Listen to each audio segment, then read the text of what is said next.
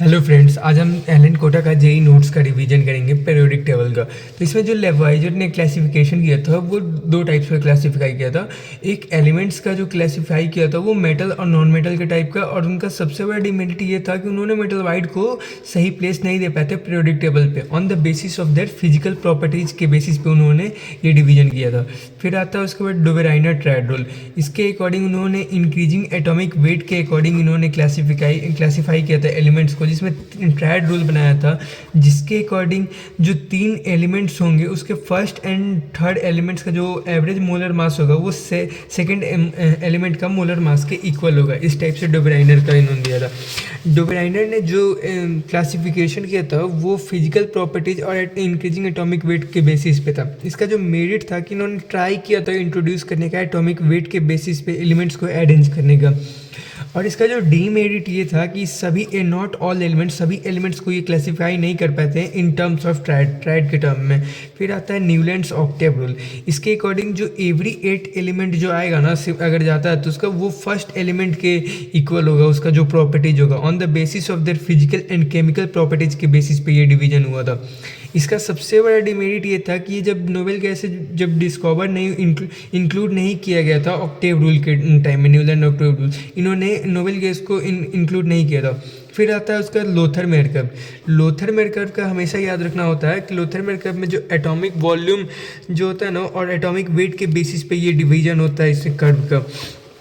इसमें हम देखते हैं कि जो एल्कली मेटल्स जो होते हैं वे प्लेस होते हैं टॉप पोजीशन पे इस कर्व में प्लेस होते हैं। वहीं एल्कलाइन जो अर्थ मेटल्स होते हैं वो डिसेंडिंग पाथ में लोथर-मेयर कर्व पे अरेंज होते हैं। वहीं हेलोजन्स जो होते हैं जैसे fluorine, chlorine, bromine, iodine etc वो जो होते हैं ना असेंडिंग पाथ में कर्व पे प्लेस होते हैं। अगर वहीं मेटलवाइड एंड ट्रांजिशन एलिमेंट्स का देखें तो वो जो प्लेस होते हैं वो बॉटम पार्ट पे प्लेस होते हैं लोथर-मेयर कर्व के।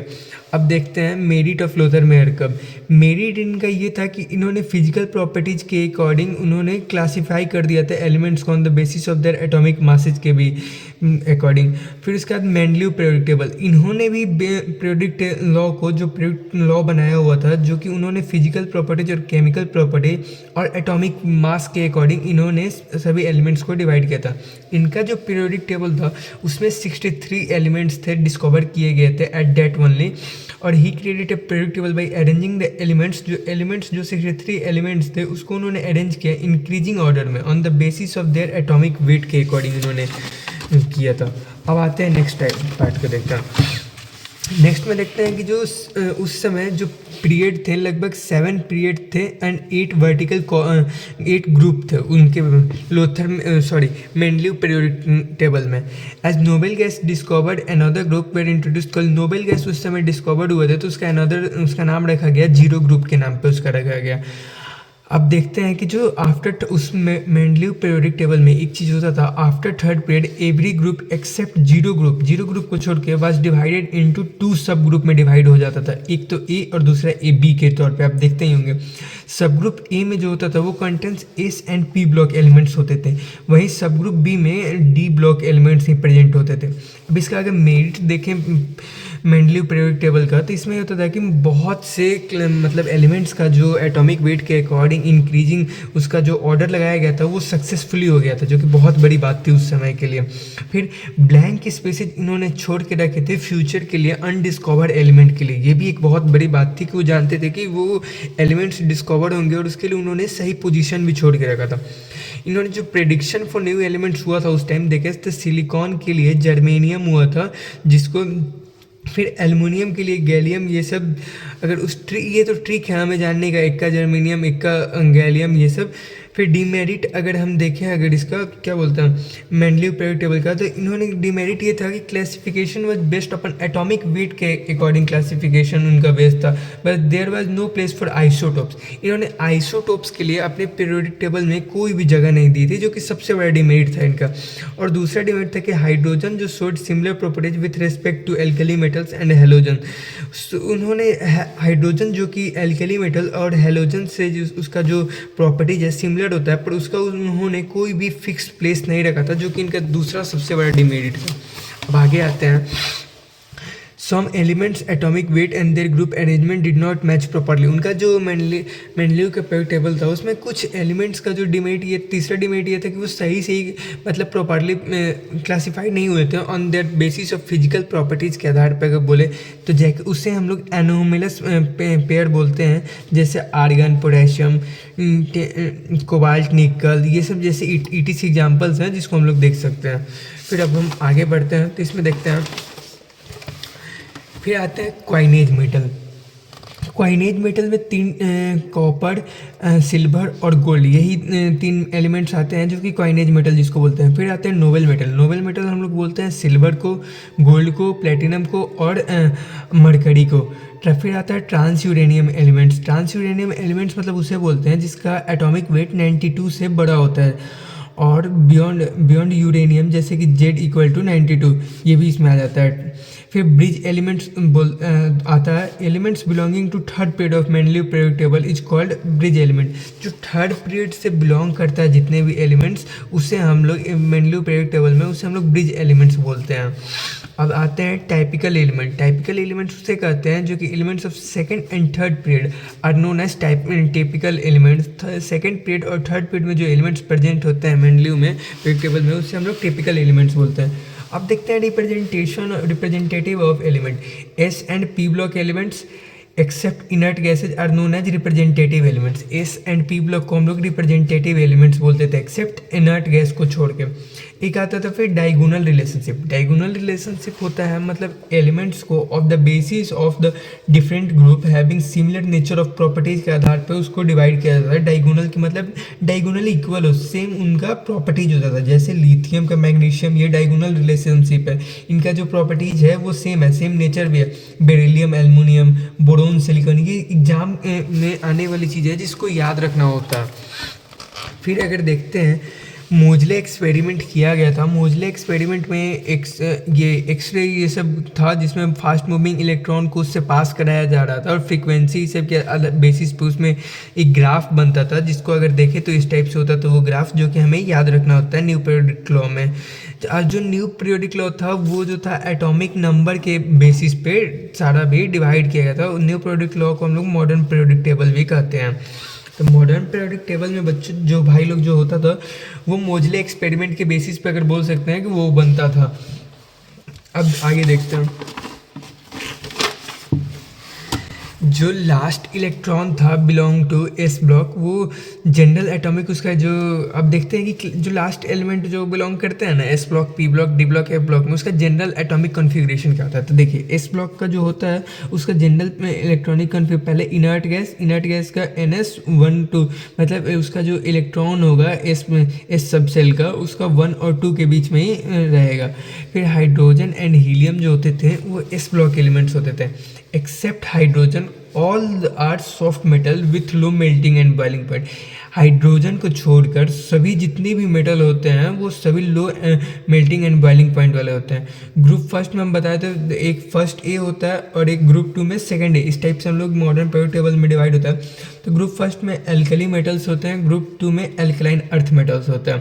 तो एल्कली मेटल्स का जो ऑक्सीडेशन नंबर होता है वो +1 होता है, वहीं एल्कलाइन अर्थ मेटल का जो ऑक्सीडेशन नंबर होता है वो +2 होता है। अब आता है पी ब्लॉक। पी ब्लॉक में होता है कि जैसे कि 13th, 14th, 15th, 16th और 17th पीरियड, ये पांच जो पीरियड होते हैं ये सभी ये जो ग्रुप होते हैं ये हम लोग का पी ब्लॉक में आता है। तो पी ब्लॉक में इसी टाइप से आता है कि एक हो गया बोरोन फैमिली, एक हो गया कार्बन फैमिली, एक हो गया नाइट्रोजन फैमिली, एक हो गया ऑक्सीजन फैमिली, एक हो गया halogen family.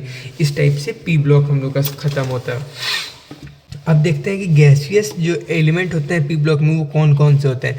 Nitrogen, oxygen, fluorine, chlorine, ये जितने और ऑल नोबल गैसेज, ये सभी जो होते हैं ना वो गैसियस एलिमेंट होते हैं पी ब्लॉक में। और लिक्विड एलिमेंट का अगर देखें कि पी ब्लॉक में किसे बोलते हैं तो वो गैलियम और ब्रोमीन होते हैं। रेडियो एक्टिव जो एलिमेंट होते हैं वो आफ्टर बिस्मिथ के बाद जितने भी होते हैं वो सभी रेडियो एक्टिव एलिमेंट्स होते हैं। अब लास्ट इलेक्ट्रॉन्स जो होता है पी ब्लॉक का वो अगर वो जो इलेक्ट्रॉनिक कॉन्फ़िगरेशन उसका होता है तो इनर्ट गैस NS2 Np16। आप लोग ये सब क्वांटम नंबर में पढ़े होंगे, इसलिए मैं समझता हूँ कि अब तो एग्जाम आ रहा है सब कोई पढ़ा ही होगा। It includes non metal, metalloids and metals. मतलब पी ब्लॉक में जो होते हैं ना, नॉन मेटल भी होते हैं, मेटलवाइड भी होते हैं और मेटल्स भी होते हैं। ऐसा कुछ नहीं होता है कि एक स्पेसिफिक ही होता है। Below metalloids are metal. Metalloid के नीचे जितने भी होते हैं वो सभी मेटल्स होते हैं अगर मॉडर्न पीरियोडिक टेबल में। अबव मेटलवाइड, मेटलवाइड के ऊपर जितने भी एलिमेंट्स होते हैं वो सभी नॉन मेटल्स होते हैं इन सेम ग्रुप में। ये सेम ग्रुप में बात किया जा रहा है, हमेशा याद रखिएगा। फिर आता है डी ब्लॉक सेल। जो लास्ट इलेक्ट्रॉन बिलोंग करता है ना डी ब्लॉक सेल में, उसका अगर हम देखते हैं इलेक्ट्रॉनिक कॉन्फ़िगरेशन, तो इनर्ट गैस, पहले इनर्ट गैस से बिलोंग करता है NS2 N-1D 1 से 10 तक ही होता है ये इसका यहाँ इनर्ट गैस NS1 N-1D 1 से 10। इसमें सिर्फ PD ही एक्सेप्शन होता है, जिसका जैसे कि क्रोमियम, ये केड 5s0 और 4d10, यही एक सबसे एक्सेप्शन होता है। अब आता है ट्रांजिशन एलिमेंट्स। देखो भाई लोग, जो ट्रांजिशन एलिमेंट्स होता था वो all D block elements except zinc, cadmium और मरकरी, इनको छोड़ के जितना भी एलिमेंट्स होता है डी ब्लॉक को, सभी को हम लोग ट्रांजिशन एलिमेंट्स बोलते हैं। अब डी ब्लॉक में कौन कौन से जाते हैं, थर्ड ग्रुप से लेके 12th ग्रुप तक जितने भी आते हैं तो डी ब्लॉक में हम लोग आ जाते हैं। और डी ब्लॉक में हम लोग याद रखना होता है कि जिंक, कैडमियम और मरकरी के छोड़कर जितने भी हैं सभी ट्रांजिशन एलिमेंट्स होते हैं। इसमें जो नोबल मेटल्स जो होते हैं डी ब्लॉक में वो होते हैं silver, mercury, platinum and gold. हमेशा ये रिमेंबर रखिएगा। अब नेक्स्ट पेज पे आते हैं। अब इसमें है कि जो क्या बोलते हैं, all actinoids are radioactive elements होते हैं। सभी जो एक्टोनॉइड्स होते हैं वो रेडियो एक्टिव होते हैं। एफ ब्लॉक एलिमेंट्स का अगर देखें तो लास्ट एलिमेंट जो बिलोंग करता है वो एफ सब सेल से बिलोंग करता है, एक्सेप्शन थोरियम को छोड़ के। जनरल एटॉमिक इसका कॉन्फ़िगरेशन जो होता है ये इस टाइप से होता है, इनर्ट गैस NS2 N-1D 0 से 2 N-2 F1 से पढ़े। इसका जो कॉमन ऑक्सीडेशन स्टेट होता है वो +3 होता है, हमेशा याद रखें। लैंथनम और एक्टोनियम जो होता है आर डी ब्लॉक एलिमेंट्स, वो एफ ब्लॉक एलिमेंट्स नहीं होता है, हमेशा याद रखें। लैंथनम और एक्टिनम, लैंथेनॉइड और actinoid series R F block elements, but जो लैंथेनॉइड सीरीज होता है और एक्टिनॉइड सीरीज होता है वो एफ ब्लॉक एलिमेंट होता है, हमेशा याद रखने वाली बात है ये। एफ ब्लॉक एलिमेंट्स को हम लोग इनर ट्रांजिशन एलिमेंट्स के भी नाम से जाने जाते हैं, उसे इनर ट्रांजिशन एलिमेंट्स बोलते हैं। हाँ, अब आता है IUPAC naming of super heavy elements को हम लोग किस टाइप से करते हैं। 0 को हम लोग नील कहते हैं, 1 को हम लोग अन कहते हैं, 2 को बाई कहते हैं, 3 को ट्राई करते हैं, 4 को क्वाड कहते हैं, 5 को पेंट, 6 को हेक्स, 7 को सेप्ट, 8 को ऑक्ट, 9 को एन, इस टाइप से। जैसे एग्जांपल जेड अगर एटॉमिक नंबर हम लोग का 101 हो तो हम लोग को अगर इसको करना हो तो ये होता है अन, 1 को तो अन बोलेंगे, फिर 0 को नील, अन नील, फिर उसके बाद इसको अनियम, तो लास्ट में जो होता है ना इयम जुड़ जाता है, अनियम, इसको अनियम या बाइयम जो होता है तो अन नील अनियम, तो अन नील अनियम, तो इसका जो अगर नाम पूरी बोलेंगे तो इसका जो आगे वाला लेटर है उसको हम लोग लिखते हैं UNU, इस टाइप से बोलते हैं। और ये केवल होता है Z इज ग्रेटर देन 100, अगर से बड़ा एटॉमिक नंबर, तभी ये सीरीज हम लोग उस समय करते हैं। उसके अलावा कुछ जैसे Z इज इक्वल टू 163, तो 163 में अगर देखें तो 1 को अन बोलते हैं, 6 को हेक्स, 3 को ट्राई, लास्ट में EM लगाना होता है तो अन हेक्स ट्राइयम इसको बोलते हैं। तो अगर इसका शॉर्ट में लिखें तो इसको UHT बोलते हैं, क्योंकि U इसका फर्स्ट लेटर, इसका H ले लेंगे और इसका T, हमेशा याद रखिएगा। जितने भी इसके अगर हम लोग करेंगे साथ में तो इसका जो फर्स्ट लेटर होता है उसको हम लोग साथ लेंगे। जो number of elements present in block में अगर हम लोग को निकालना हो कितने नंबर ऑफ एलिमेंट्स किसी भी ब्लॉक में प्रेजेंट है तो उसका कैसे निकालते हैं। Number of electrons present in orbital, उसको मल्टीप्लाई कर देते हैं number of periods on which that block elements are present, इस टाइप से हम लोग नंबर ऑफ एलिमेंट्स निकालते हैं। अब नेक्स्ट पेज में आते हैं, finding position of an element in periodic table में कैसे हम लोग पोजीशन निकालते हैं। जैसे S block elements, electrons in outermost NS में अगर हो तो समझ जाएंगे वो एस ब्लॉक एलिमेंट्स है। P block elements, electrons in outermost NS plus NP plus 10, इसका इस टाइप से होता है। जैसे एल्युमिनियम का 1s2, 2s2, 2p6, 3s2, 3p1, ये देखिए ये NS और NP, NS प्लस NP, मतलब ये हम लोग का P ब्लॉक में आ गया। तो अगर हम लोग को P ब्लॉक का है तो लास्ट में देखते हैं किस में, मतलब ये आउटरमोस्ट सेल है तो P सब सेल में है, तो मतलब ये हम लोग का P ब्लॉक हो गया। तो P ब्लॉक हो गया तो इसको हम लोग किस टाइप से फाइंड करेंगे, तो NS मतलब 3s, 3p इसका जो इलेक्ट्रॉन होगा +10। तो इस टाइप से हम लोग का ग्रुप और पीरियड निकल जाता है सभी का। डी एलिमेंट्स, डी ब्लॉक का भी इसी टाइप से निकलता है ns n-1 ns plus n-1 d electrons. F block element का भी इसी टाइप से होता है। थर्ड ग्रुप उसको डायरेक्ट बोल देते हैं कि वो थर्ड ग्रुप नहीं होता, उसको कोई दिक्कत वैसा कुछ नहीं होता है जैसा हम लोग सोच रहे हैं निकालने के लिए। अब आते हैं पीरियोडिक प्रॉपर्टीज के बेसिस पे। अब देखते हैं हम पीरियोडिक प्रॉपर्टीज को देखते हैं। तो जो पीरियोडिक प्रॉपर्टीज होता है वो फिजिकल एंड केमिकल प्रॉपर्टीज को which very with atomic number के अकॉर्डिंग जो फिजिकल एंड केमिकल प्रॉपर्टीज को डिवाइड होता है, मतलब पीरियोडिकली उसको हम लोग वेरी करते हैं। We will discuss about atomic size, ionization energy, electron gain enthalpy और इलेक्ट्रोनेगेटिविटी के बारे में हम लोग देखेंगे। तो पहले एटॉमिक साइज को हम लोग देखते हैं, जिसको एटॉमिक रेडियस बोलते हैं। जो एटॉमिक रेडियस होता है वो मतलब अगर देखें तो वो 4 टाइप का होता है: covalent radius, metallic radius, wonder वाल रेडियस और चौथा जो होता है आयोनिक रेडियस। मैं इस पार्ट को आपको इसलिए छोटा हूँ क्योंकि ये थ्योरेटिकल पार्ट है। थ्योरेटिकल पार्ट से मैं एग्जाम में कोई ज़्यादा मतलब कि कुछ करना नहीं होता, फेस नहीं करना होता। कोवैलेंट रेडियस अगर निकालना होता है इसमें 2 टाइप से होते हैं। एक होमो एटॉमिक स्पेसिज होता है, मतलब जो 2 एलिमेंट्स जो सेम जैसे एक XX, ये दोनों एलिमेंट सेम होना चाहिए। Cl मान लेते हैं, ये होमो एटॉमिक हो गया। हेट्रोएटॉमिक मतलब जो दोनों अलग अलग एलिमेंट्स हो उसे हम लोग हेट्रोएटॉमिक एलिमेंट्स बोलते हैं, हमेशा रिमेंबर रखिएगा। होमो एटॉमिक स्पेसिज का अगर निकालते हैं तो इसका जो हम लोग का रेडियस निकालना होता है तो डिस्टेंस बिटवीन 2 न्यूक्लियाई मतलब DAA/2, मतलब इसका जो कोवैलेंट DAA मतलब ये जो होता है ना, ये कोवैलेंट बॉन्ड लेंथ होता है बिटवीन 2 एलिमेंट्स। और ये जो गामा CA लिखे हुआ है ये कोवैलेंट रेडियस को मतलब एक फिगर आउट करने का एक तरीका है। इस टाइप से हम लोग निकालते हैं, मतलब हमेशा याद रखिएगा रेडियस इज इक्वल टू उसका जो बॉन्ड लेंथ बाई 2। हमेशा ये चीज़ हमेशा आप लोग याद रखिएगा। तो covalent radius is defined for covalency bounded molecule के लिए ही डिफाइन किया जाता है। अब आते हैं कोवैलेंट बॉन्ड के देखें तो bond form due to shedding of electron के कारण कोवैलेंट बॉन्ड को हम लोग मतलब वो फॉर्मेशन होता है। हेट्रोएटॉमिक जो स्पेसीज होता है उसमें थोड़ा सा चेंजेज आ जाते हैं कि उसमें जो एक न्यू फार्मूला आ जाता है। जैसे अगर किसी E और B, जैसे अगर 2 एलिमेंट्स अलग अलग हैं, फ्लोरीन और क्लोरीन, अगर ये दोनों अलग एलिमेंट्स और इसका अगर हम लोग को रेडियस निकालना था, ये तो हेट्रोएटॉमिक है, पहला तो अलग अलग एलिमेंट्स है, सेम एलिमेंट्स है नहीं। तो इसके लिए हम लोग का इसका बॉन्ड लेंथ अगर देखें तो ये radius of covalent of A मतलब fluorine plus radius of covalent of B plus मतलब chlorine minus 0.09 into delta EN मतलब दोनों का इलेक्ट्रोनेगेटिविटी। ये इसका एक फार्मूला होता है जो कि हम लोग को हेट्रोएटॉमिक के लिए रिवीजन करके मतलब याद रखना होता है, जो कि बहुत नेसेसरी होता है। इस टाइप से एग्जांपल अगर हम देख लेते हैं, कोवैलेंट रेडियस कैलकुलेट करना है क्लोरीन का, जिसका Cl2 मॉलिक्यूल का रेडियस दिया 1.99। Cl2 हो गया होमो एटॉमिक। अगर ये होमो एटॉमिक हो गया तो उसका फॉर्मूला हम लोग जानते ही हैं, बॉन्ड लेंथ बाई 2। तो इसका बॉन्ड लेंथ हो गया 1.98 एंगस्ट्रॉन दिया ही है, तो ये हो गया हम लोग का 0.99। इस टाइप से हम लोग का कोवैलेंट रेडियस ऑफ Cl निकल गया। अगर वहीं हम लोग को जैसे इस टाइप में देखिए, ये हेट्रोएटॉमिक का एक बहुत अच्छा एग्जाम्पल है।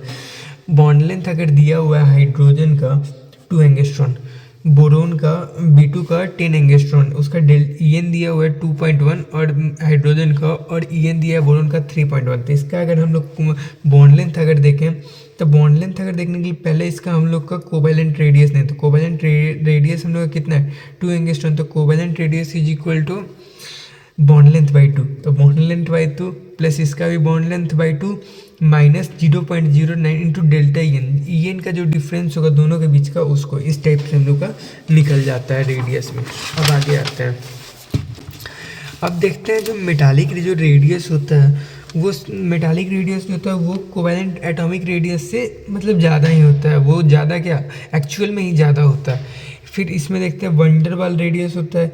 ये जो वंडर वाल रेडियस होता है वो नॉन बॉन्डेड स्टेट के लिए होता है। जैसे वंडर वाल अगर बहुत ज़्यादा इसमें मतलब क्या बोलते हैं डिस्टेंस बॉन्ड लेंथ बहुत ज़्यादा होता है, तो सबसे ज़्यादा अगर हम देखें तो बॉन्ड रेडियस में वंडर वाल रेडियस का सबसे ज़्यादा होता है। फिर उसके बाद किस मेटालिक रेडियस या कोवैलेंट रेडियस इस टाइप से आता है। अब हम अगला टाइप में आते हैं कि देखते हैं मतलब किसका सबसे ज़्यादा मतलब रेडियस होता है। तो वंडरवाल का सबसे ज़्यादा रेडियस होता है, फिर मेटालिक रेडियस का आता है, फिर एक्चुअल रेडियस का आता है, फिर उसके बाद कोवेलेंट रेडियस का आता है। इस टाइप से हम लोग का डिवाइड होता है ये। अगर देखें पीरियोडिसिटी ऑफ एटॉमिक रेडियस को अगर देखते हैं तो पीरियोडिसिटी के अकॉर्डिंग जो जेड इफेक्टिव जो होता है वो जो बढ़ता है एटॉमिक रेडियस के इन्वर्सली प्रोपोर्शनल होता है। मतलब जेड इफेक्टिव कहने का मतलब अगर जेड इफेक्टिव बढ़ेगा तो एटॉमिक रेडियस घटेगा, सेल नंबर बढ़ेगा तो एटॉमिक रेडियस भी बढ़ेगा, और जो पॉजिटिव ऑक्सीडेशन होता है अगर वो बढ़ेगा तो रेडियस घटेगा, और निगेटिव ऑक्सीडेशन स्टेट अगर बढ़ता है तो रेडियस बढ़ेगा।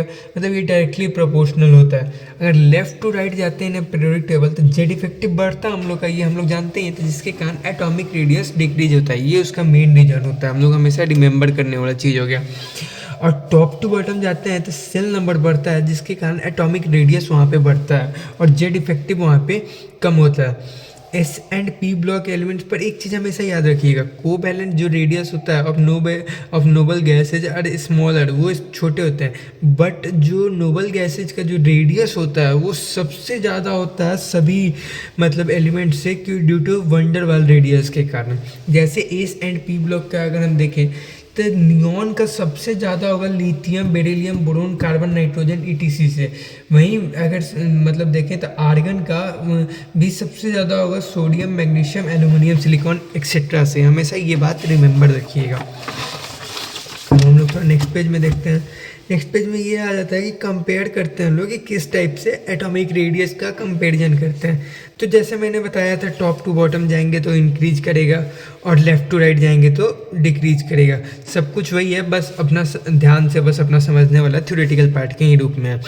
अगर हम एक चीज़ देखते हैं कि बोरोन, गैलियम, एल्युमिनियम, इंडियम और थैलियम, इसमें थोड़ा सा आता है बोरोन एल्युमिनियम वाले में।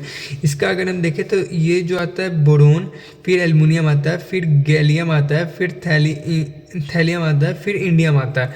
पर इसमें अगर देखें पर इसमें एक्सेप्शन आ जाता है। एक्सेप्शन ये आ जाता है कि बोरोन का गैलियम से ज़्यादा होता है, गैलियम का बोरोन से ज़्यादा होता है, फिर उसके बाद गैलियम से भी ज़्यादा एल्युमिनियम का होता है, ये एक एक्सेप्शन आता है। फिर एल्युमिनियम के बाद इंडियम आ जाता है, इंडियम के बाद फिर थैलियम आता है। इसका एक्सेप्शन यही है जो कि हम लोग को रिमेंबर करके रखना होगा।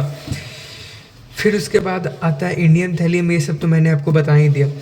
Due to D orbital contraction देखते हैं। Due to poor shielding of D orbital contraction या इलेक्ट्रॉन को बोलें, जेड इफेक्टिव इंक्रीज करता है which further leads to decrease in atomic radius. इसके कारण एटॉमिक रेडियस का डिक्रीज होता है डी ऑर्बिटल कॉन्ट्रैक्शन का। एफ ऑर्बिटल कॉन्ट्रैक्शन जो होता है वो पुअर शील्डिंग ऑफ इलेक्ट्रॉन, मतलब इलेक्ट्रॉन का पुअर शील्डिंग होता है compare to D orbital electrons which also lead to decrease in, ये भी एटॉमिक रेडियस को डिक्रीज करता है। हमेशा रिमेंबर करने वाली बात है।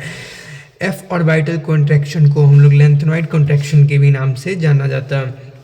अब देखें 14th में जो एफ ऑर्बिटल कॉन्ट्रैक्शन है 14th ग्रुप में अगर इसका देखें तो कार्बन, फिर सिलिकॉन, फिर जर्मेनियम, फिर टिन, फिर लीड। इस टाइप से लीड जो होता है वो स्लाइटली इक्वल टाइप में बोलते हैं, टिन और लीड एक दूसरे के स्लाइटली इक्वल होता है। अब आते हैं डी ब्लॉक एलिमेंट्स का ये जो ग्राफ है, ये तो ग्राफ आप लोग बुक्स में अवेलेबल होंगे ही, आप लोग जानते ही हैं, जिसमें ग्राफ के अकॉर्डिंग जो एफ ऑर्बिटल कॉन्ट्रैक्शन के होता है वो 3D से ज़्यादा 4D का होता है, 4D से ज़्यादा 5D का होता है। ये एफ ऑर्बिटल कॉन्ट्रैक्शन है। 4D और 5D मतलब स्लाइटली इक्वल भी होते हैं, ये हम लोग बोल सकते हैं। फिर हम लोग नेक्स्ट पार्ट पे आ जाते हैं। नेक्स्ट पार्ट पे जैसे कि हम लोग को यहाँ पे रेडियस का अगर हम लोग देखें दिया हुआ है कि रेडियस को कंपेयर करने के लिए, तो आयरन, कोबाल्ट और निकल। आयरन और कोबाल्ट मतलब एक्सेप्शनली इक्वल भी होता है, पर कोबाल्ट का जनरली ज़्यादा होता है, फिर निकल का ज़्यादा होता है। वहीं अगर हम लोग देखें इस यहाँ पे क्या बोलते हैं, प्लेटिन, टीन, लीड, ये सब तो हम लोग देख ही लिए। आयनिक रेडियस भी देख लिए, आयंस ऑफ आइसोप्रोटॉनिक, ये सब देखते हैं।